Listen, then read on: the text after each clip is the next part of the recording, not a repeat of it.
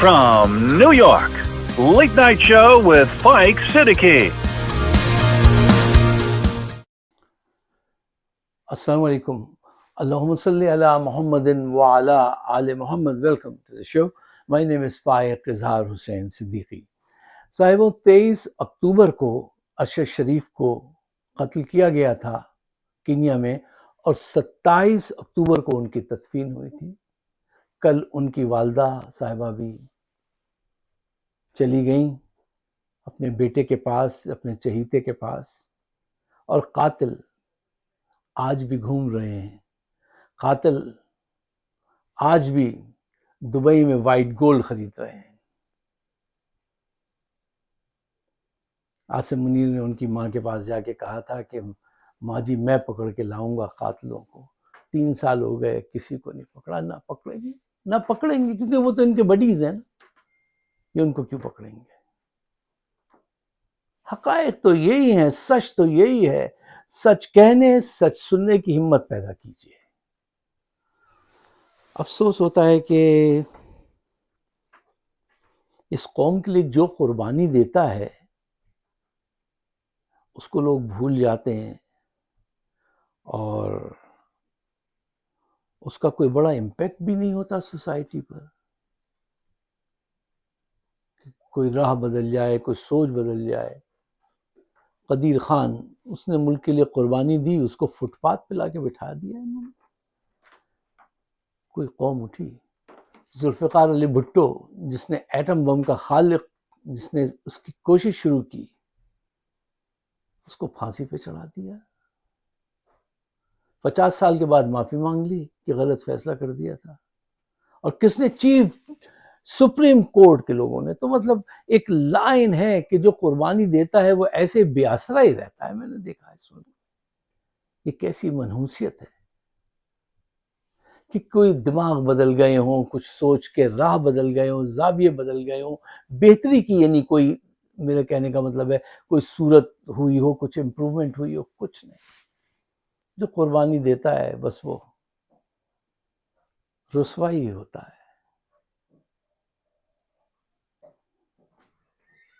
اچھا، اب آئیے آج بات کرنی ہے جو صورتحال اس وقت پاکستان کے لیے ہے اور اندرون ملک ہے، کہ لوگ ایک اس کیفیت میں ہیں، اسٹیگننٹ ذہنی کیفیت میں پھنسے ہوئے ہیں کہ اب آگے کیسے بڑھیں، آگے کیا ہونے والا ہے، کیا ہوگا۔ اچھا، آج ایک آرٹیکل ہے اس کا فائنینشل ٹائمز میں، the big lead Asim Munir سے متعلق، کہ وہ جو ہیں وہ کیا کر رہے ہیں۔ انہوں نے اس بڑے 11 صفحے کی رپورٹ ہے، بیکار سی رپورٹ۔ ایک تو ہمارے یہاں اگر کوئی بھی یہاں کا جریدہ کچھ بھی لکھ دے نا تو سب آ جاتے ہیں، فائنینشل ٹائمز نے لکھ دیا، نیو یارک ٹائمز نے کہہ دیا، بہت بڑا اس کو وہ سمجھتے ہیں، اس کو بہت اہمیت دیتے ہیں۔ غلام ہے نا، غلام بچہ ذہنیت ہے۔ وہ 11 صفحے بیکار ہیں، اس میں کوئی ایسی کام کی بات نہیں ہے۔ میں نے پڑھا، دیکھا، کچھ نہیں ہے۔ دیکھیے، لائم لائٹ انہوں نے اپنے ایک بولڈ سٹیپ کے ذریعے حاصل کر لی۔ یہ انہوں نے ایک پوائنٹ صحیح ڈسکس کیا کہ ہاں وہ تو حاصل کر لی، but in politics you have to have a end game in your hand. ان کے ہاتھ میں کوئی اینڈ گیم ہے ان انٹرنیشنل پرابلمس کا جس میں انہوں نے اپنی گردن پھنسائی ہے؟ کچھ نہیں ہے۔ Asim Munir has walked himself into a political checkmate. یہ پھنس گئے، ہر طرف سے پھنس گئے۔ کیوں؟ اس کی بنیاد کیا ہے؟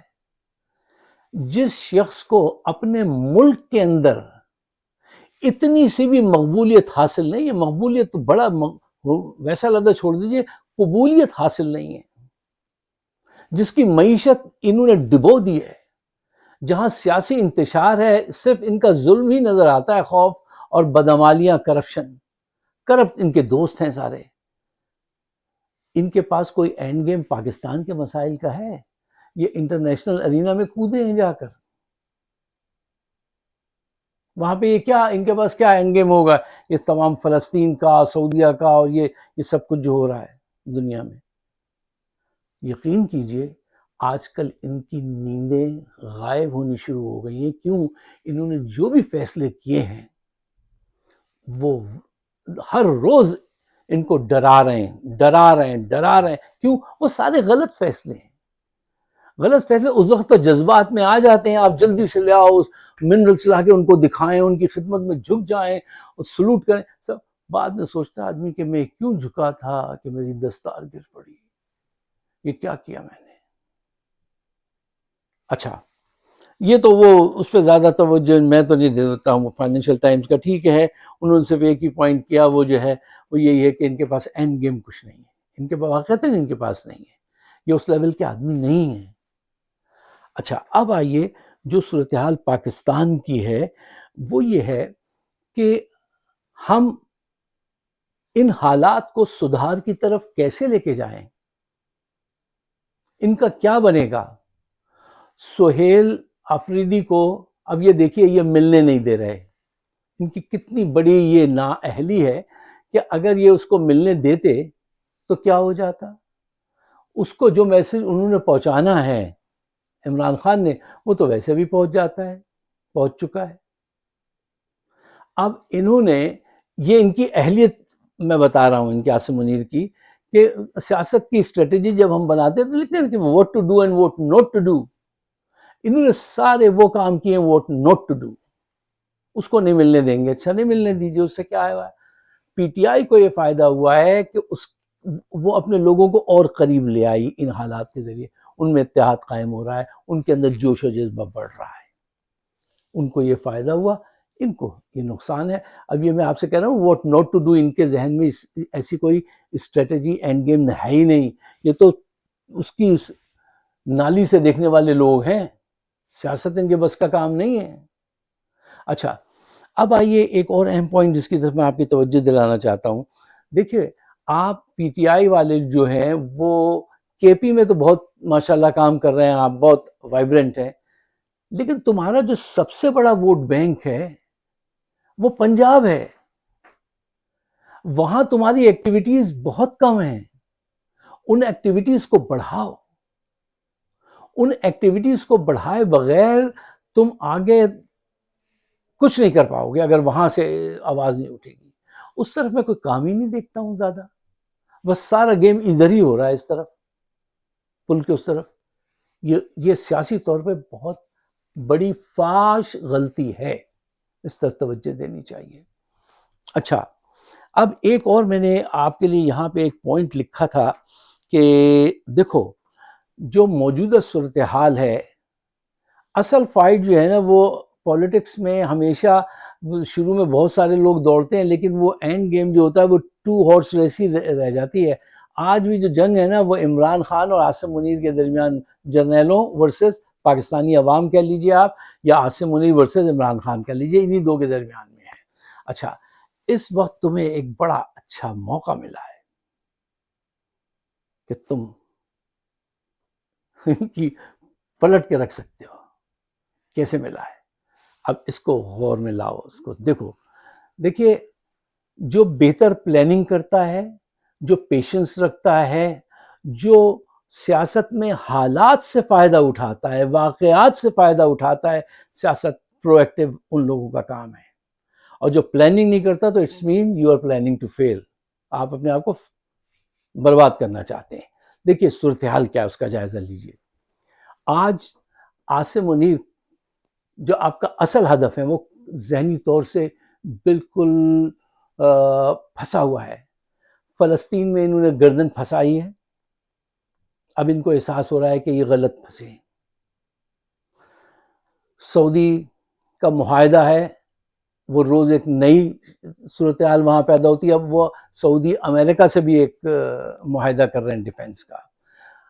آپ کی بھارت سے جنگ ہے جو وہ کسی وقت بھی حملہ کر سکتا ہے، وہ روز یہ دھمکی دیتا ہے. افغانستان کو بھی آپ نے چھیڑخانی کر کے اپنے لیے ایک مسئلہ پیدا کیا ہے. ملک کی معیشت بیٹھ رہی ہے، ٹھیک ہے، سیاسی طور پہ ابتری ہے. انہوں نے ظلم کر کے اپنے آپ کو خوب ایکسپوز کیا ہے. 1000 وہ ٹی ایل پی کے جو لوگ مارے ہیں انہوں نے. تو یہ ان سب چیزوں میں پھنسے ہوئے ہیں. اچھا جب آدمی ایک فرنٹ پہ نہیں 4 فرنٹ پہ پھنسا ہوا ہو تو یہی وہ وقت ہے کہ وہ غلط فیصلے کرے گا، اور یہی وقت ہے کہ تم اپنے آپ کو جلدی سے ری آرگنائز کرو، انرجائز کرو اپنے آپ کو. کہاں؟ سوشل میڈیا کا دباؤ پیدا کرو، زیادہ سے زیادہ سوشل میڈیا پہ لوگ جو اپنے پوسٹنگ بڑھائیں، عدلیہ کے ذریعے اپنا دباؤ پیدا کرو، مختلف تنظیموں کے ذریعے جو ہے اتحاد پیدا کرو. یہ 3 کام اگر تم کرو تو بات آگے بڑھ سکتی ہے اور تم ان کو اٹھا کے پھینک سکتے ہو باہر. لیکن اگر صرف ایک ہی جگہ جمع ہو کے نعرے بازی اور جلسہ کرو صرف کے پی میں، تو میرے بھائی کیسے بات آگے بڑھے گی؟ تمہارے ہتھیار کیا ہے؟ سوشل میڈیا، اوورسیز پاکستانیز، ٹھیک ہے نا؟ تو یہ آپ ان کو اچھا استعمال کریں. شروع میں کیا تھا اوورسیز کا آپ نے استعمال، لیکن اس کو آپ کنٹین نہیں کر سکے، آگے نہیں بڑھا سکے. خیر چلیے، وہ دوبارہ ہو سکتا ہے. تو اس وقت یہ چاروں طرف سے گھر چکے ہیں اور آپ ان کو اس وجہ سنجیدگی سے لیجئے اور پورے ملک میں ہر کارنر سے جلسے جلوس برآمد کیجئے.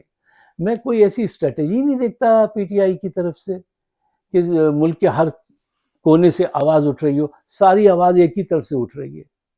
تو یہ تو اچھی چیز نہیں ہے. جبکہ حکمت سیاست، اقبال کا کہنا تھا کہ کیا ان کا جدا ہو دین سیاست سے تو رہ جاتی ہے چنگیزی. ان کا وہ ایک مصرع میں بھول رہا ہوں، وہ کہتے ہیں سیاست حکمت کا نام ہے، حکمت سے چلو، حکمت سے رہو. اب یہ حکمت تم اپنے لیڈر سے سیکھ لو. دیکھو جیل میں بیٹھ کے اس آدمی نے کیا زبردست فیصلہ کیا ہے کہ سینٹ کا اور قومی اسمبلی کا جو اپوزیشن لیڈر ہے وہ محمود خان اچکزئی اور علامہ ناصر صاحب کو بنوایا، کہا ان کو بنا دو. اس سے کیا ہوگا؟ دوسری جماعتیں آپ کے قریب آئیں گی. وہ جیل میں بیٹھ کے ایسی چیز سوچ سکتا ہے اور کر رہا ہے، اور تم باہر بیٹھ کے بھی کچھ نہیں. وہ ایک خاتون تھی جو اتنی ایکٹیو تھی ابھی پنجاب میں، وہ کہاں چلی گئیں؟ یار پنجاب کو آپ نے ایسے چھوڑ رکھا ہے کہ مجھے سمجھ میں نہیں آتا کہ یہ کیسے پھر طوفان برپا ہوگا. وہ موجیں کیسے اٹھیں گی بغیر پنجاب کے؟ اور جو ایکشن، یہ اب جو بھی ایکشن لیں گے آپ کے خلاف، ہر صورت میں یہ اپنی تباہی کا سامان پیدا کریں گے. حکومت، جرنیل اور یہ سب، آپ اس کو استعمال کرنا سیکھیے. کب؟ دیکھو آپ صرف اپنی صلاحیتوں سے فائدہ نہیں اٹھانا، اپنی صلاحیتوں سے فائدہ تو کوئی بھی اٹھا سکتا ہے نا. اپنی خامیوں کو یوز کر لینا پازیٹیو وے میں، وہ بڑی بات ہے. سوچو کہ یہ کیا کمزوریاں ہیں ہمارے اندر، اس کو کیسے آگے بڑھایا جائے. کیونکہ اگر ایسا تو گیم یہیں اٹکی رہے گی کہ سہیل آفریدی کہیں گے مجھے ملنا ہے، وہ ملنے نہیں دے گا. اب وہ اس مقام پہ آ گیا ہے کہ اس کی نیندیں حرام ہیں. اب ان کے لیے جو بھی فیصلہ ہوگا وہ غلط فیصلہ کرنے کے چانسز زیادہ ہیں ان کے. اور آپ اس وقت جو ہے اپنے ہوش و حواس قائم رکھتے ہوئے اچھے فیصلے کیجئے تاکہ بات آگے بڑھے. ورنہ ایک جگہ ٹھہرتے ٹھہرتے تو پانی بھی گندا ہو جاتا ہے. یہ تو سارے صورتحال خراب ہو جائے گی. میرے کہنے کا مطلب صرف یہ ہے، کسی کو نصیحت کرنی نہیں ہے. میں کون سا ایسا ناسے ہوں. ہم پھر لوگ کچھ کہیں گے تو میں غالب کا شعر یاد آ جاتا ہے، ہم کہاں کے دانا تھے، کس سنر میں یکتا تھے. تو ہم تو کسی اس میں وہ نہیں ہیں، لیکن ہاں ہم عمران کے سپورٹر ہیں. عمران کے اس لیے سپورٹر ہیں کہ وہ پاکستان کا فرسٹ اینڈ لاسٹ لو ہے. پاکستان کا وہ پاکستان کا چہیتا ہے. وہ پاکستان کے لیے میدانوں میں دوڑا، اس نے پاکستان کے لیے زندگی جو ہے اپنی داؤ پہ لگا رکھی ہے. اس لیے ہم اس کو سپورٹ کرتے ہیں، اسی لیے ہم آپ کو بھی سپورٹ کرتے ہیں. تو میری باتوں کو کوئی ناسے یا کسی کوئی بڑا وہ نہیں، بڑا بھائی سمجھ لیں، آپ تو سمجھ لیں، وہ بھی نہ سمجھیں تو بھی ہمیں آپ سے کوئی شکایت نہیں ہے. اتنا آپ ہمیں سن لیتے ہیں یہی بہت ہے ہمارے لیے. لیکن یار کچھ ایسا کیجئے کہ اگر وہ جیل سے بیٹھ کے اتنی عمدہ حکمت عملی اختیار کر سکتا ہے تو ہم اور آپ کیوں نہیں. اگر میرے خیالات سے آپ اتفاق کرتے ہیں تو اس کو شیئر ضرور کیجئے گا، ہمیں اپنے خیالات سے نوازیے گا. ہمارا چینل بھی سبسکرائب کیجئے. آپ سب کا بہت بہت شکریہ.